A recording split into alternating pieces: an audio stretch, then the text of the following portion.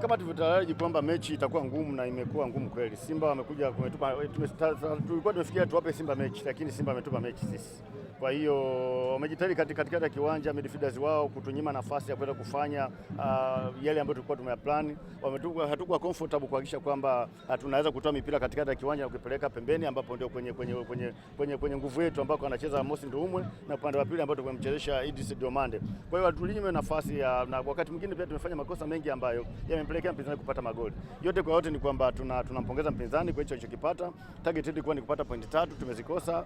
Hatuwezi kukata tamaa. Bado tuna nafasi kama coach kufanya kazi ya ziada kwenye kiwanja cha mazoezi. Yale ambayo mabaya yamejitokeza leo tunaenda kuyafanyia kazi kwa kujiandaa na mechi inayokuja dhidi ya wenzetu wa Fountain Gate. Kocha, ni mechi ya pili hii mnapoteza kwa Simba, tuambie ni lipi funzo ambalo mmelipata kwenye mchezo wa aina hii?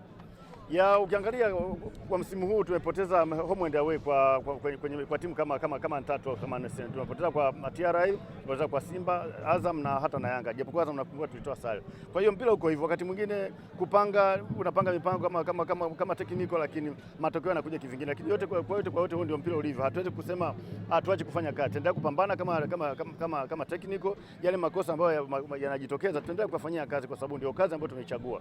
Ukiangalia kama mechi ya Simba tumejaribu kuwazuia kwenye dakika 13 14 za kwanza. Tumejaribu kuaminya kwenye maeneo ambayo tulikuwa najua wangetusumbua, lakini nao pia wamekuwa matured, wakaweza kustuka ya mitego yetu, wakatumia kutulazimisha tufanye makosa makubwa ambayo yametupelekea kupata magoli. Kwa hiyo wamepata ushindi wa mara pili, wametufunga nyumbani kwetu, wametufunga nyumbani kwao. Mpira uko hivyo, hatuwezi kusema kingine cha kumlaumu mchezaji yote, ni makosa yamejitokea kama team.